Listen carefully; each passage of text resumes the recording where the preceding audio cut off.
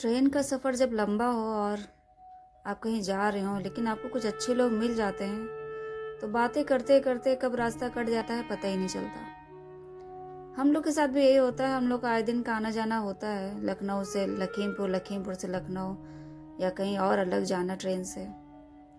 तो हम लोग को जब किसी भी एज ग्रुप के लोग मिल जाते हैं और बातें करने में अच्छे हैं तो बातें करते हैं, और लंबा सफ़र होता है तो कट भी जाता है। जिस एज ग्रुप के लोग होते हैं वैसी बातें होने लगती हैं। कभी कुछ बूढ़े बुजुर्ग मिल जाते हैं, कभी कॉलेज ग्रुप होता है, कभी कोई आंटी, कभी कोई अंकल। खैर जो भी हो, बातें होती हैं। कुछ अपने किस्से बताते हैं, कुछ हम लोग बताते हैं। और उसके बीच में मुझे तो अपना एक ही काम करवाना होता है, लगे हाथ भूतिया किस्से निकलवा लेना। मेरा तो यही काम होता है कि कहीं ना कहीं किसी बहाने मैं उनका जो घोस्ट एक्सपीरियंस है वो ले लूं, किसी की लाइफ में जो भी हुआ हो। ऐसे ही एक बार हम लोग ट्रेन से सफ़र कर रहे थे तो एक अंकल बैठे थे। वो नेपाल के रहने वाले थे। तो बातें करते करते काफ़ी जब बातें होने लगी तो उन्होंने बताया अपने बारे में कि मैं नेपाल का ही रहने वाला हूँ लेकिन अब मैं यहीं रहता हूँ। तो जब काफ़ी देर बातें हुई और मैंने ये भूत प्रेत वाला किस्सा छेड़ दिया, तब उन्होंने अपने साथ एक आप बीती घटना शेयर करी। ये घटना उनके साथ तब हुई थी जब वो 38 to 40 अराउंड उनकी एज रही होगी, तब उनके साथ ये घटना हुई थी। उन्होंने बताया कि एक बार मैं शादी से लौट रहा था रात में, तब मेरे साथ ये भयानक हादसा हुआ था। हेलो, मेरा नाम आंचल है और आप हैं मेरे साथ मेरे YouTube channel real horror incident में। वो वैसे तो टीचर थे और घर के पास ही एक स्कूल था, थोड़ी दूर पे ही वहीं पढ़ाते थे। तो स्कूल के ही स्टाफ में किसी की शादी थी जिसको अटेंड करने वो गए थे। शादी अच्छा दूर थी तो वो साइकिल ही चलाते थे, तो साइकिल से गए थे शादी अटेंड करने। और शादी वादी निपटा के जब रात में लौटे हैं तो काफ़ी टाइम हो गया था और उस दिन थोड़ा आंधी वाला मौसम था। जब वो शादी से निकले हैं तो काफ़ी आंधी वांधी चल रही थी, हवा काफ़ी तेज़ चल रही थी। और जब काफ़ी तेज़ हवा चलती है तो साइकिल वालों को वैसे भी दिक्कत होने लगती है। फिर भी वो निकल लिए और धीरे धीरे अपना साइकिल बढ़ाते आगे चले जा रहे थे।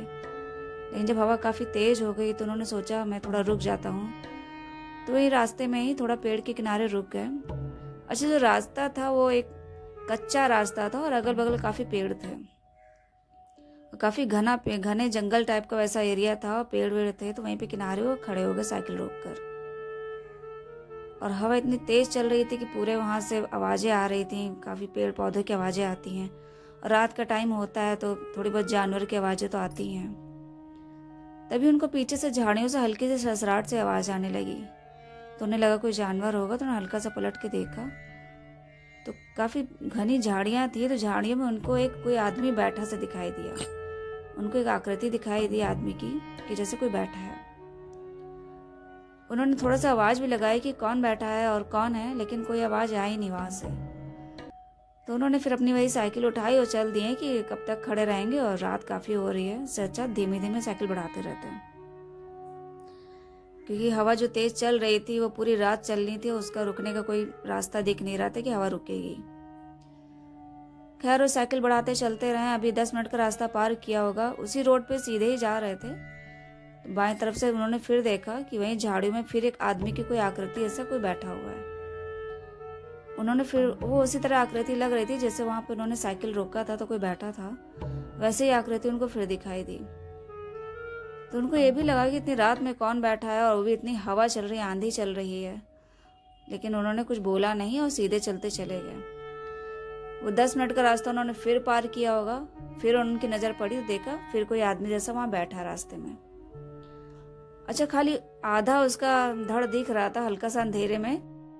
अंधेरे और झाड़ियों पेड़ पौधों के बीच में बस ये लग रहा था कि कोई आदमी बैठा है वहां पे, कोई मोटा सा हट्टा कट्टा जैसा आदमी है और छुप कर बैठा है। तीनों ने साइकिल चलाते हुए वहीं देखते रहे और देखते देखते ही आगे बढ़े। लेकिन वो आदमी वैसे ही टस से मस ना हुआ, वो जैसे बैठा था वैसे बैठा रहा, बिल्कुल भी हिला नहीं, जैसे लग रहा किसी ने कोई पुतला उठा के बैठा दिया हो। खैर वो फिर आगे चलते रहे। उन्होंने बताया ऐसे मैं पूरे रास्ते चलता रहा, कम से कम मैंने 1 घंटे का रास्ता तय कर लिया और 10 मिनट या 15 मिनट के रास्ते पे मुझे वो आदमी ऐसे ही बैठा हुआ दिखाई दिया। वहीं झाड़ियों में, कहीं पेड़ के पीछे कहीं, मतलब मुझे उसका आधा धड़ हर जगह आधे रास्ते पे दिख रहा था। ये कोई हट्टा कट्टा सा आदमी है और बैठा हुआ है, लेकिन कहीं भी वो हिल नहीं रहा था। जैसे कोई होता है, कोई नॉर्मल अगर कोई बैठा है, थोड़ा बहुत तो सर हिलता ही है, सर हिलता है, हाथ वाथ चलाता है, लेकिन वो 1 घंटे का रास्ता उन्होंने तय कर लिया, लेकिन वो आदमी की जो उनको परछाई दिखी तो बिल्कुल भी हिल नहीं रहा था। अब उनको थोड़ा डर भी लगने लगा, क्योंकि रात भी हो रही थी और इतनी तेज आंधी और हवा चल रही थी, तो कहीं रुक भी नहीं सकते थे। रास्ते में जो भी 1-2 घर दिख भी रहे तो सब बंद पड़े थे, और किसी घर में ऐसे तो कहीं जा नहीं सकते थे, और जंगल वाला वैसा रास्ता था, घना पेड़ पौधे सब।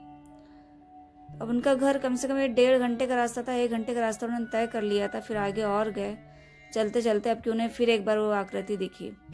अब की बार जब उन्होंने पीछे पलट के देखा तो उस बार उसका जो आदमी था, हट्टा कट्टा जैसा था, उसका सर घूमा और उसकी आंखें हल्की सी चमकी।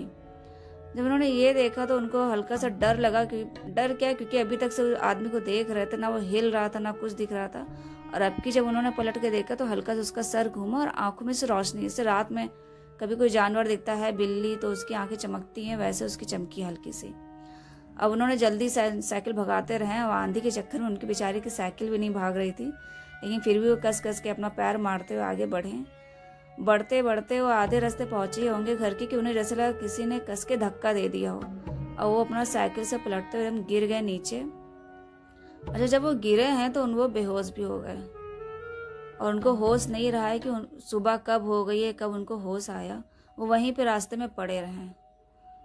रात का सफर बीत ही चुका था, और हल्का हल्का जब उजाला हुआ है तो वहीं के आसपास के लोग जब निकले हैं तो उन्होंने देखा कि रास्ते में कौन आदमी पड़ा है साइकिल लिए।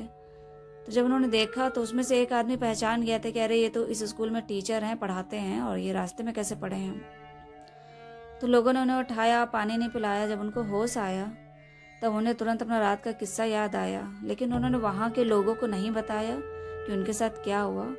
लोगों ने जब पूछा तो उन्होंने बस यही कहा कि पता नहीं, मैं शादी से लौट रहा था, आंधी ज़्यादा चल रही थी और उसी मेरा पैर लड़ा, मैं गिर गया था।